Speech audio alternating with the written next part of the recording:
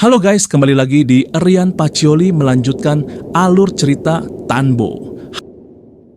Hari ketiga Akio mencium bau sesuatu yang sedang dibakar. Di persimpangan jalan, ia bertemu dengan seorang gadis kecil yang terus memperhatikannya.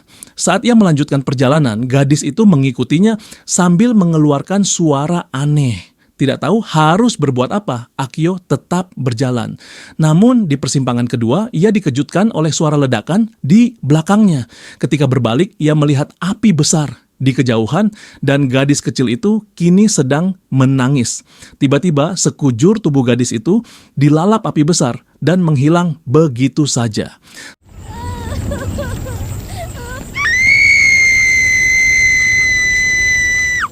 Saat itu juga api menyebar kemana-mana. Jika Akio terkena semburan api, maka ia akan mengalami game over kedua dengan berita di TV menayangkan bahwa ia ditemukan dalam keadaan terbakar hidup-hidup.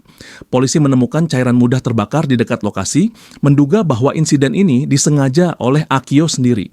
Untuk menghindari game over, Akio harus berlari menghindari api yang terus mengejarnya.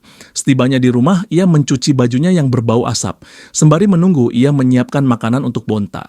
Namun saat mesin cuci selesai, ia mendapati air cucian berubah menjadi merah darah. Saat mengambil tempat makan Bonta, ia mendengar suara berisik dari garasi.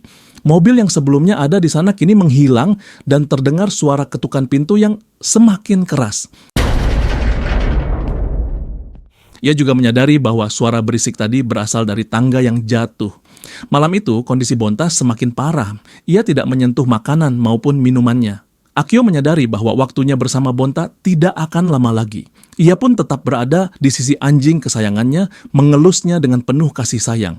Hingga akhirnya nafas Bonta melemah dan berhenti. Sadar bahwa sahabatnya telah tiada, Akio mengucapkan salam perpisahan dan masuk ke dalam rumah dengan perasaan yang bercampur antara duka dan lega.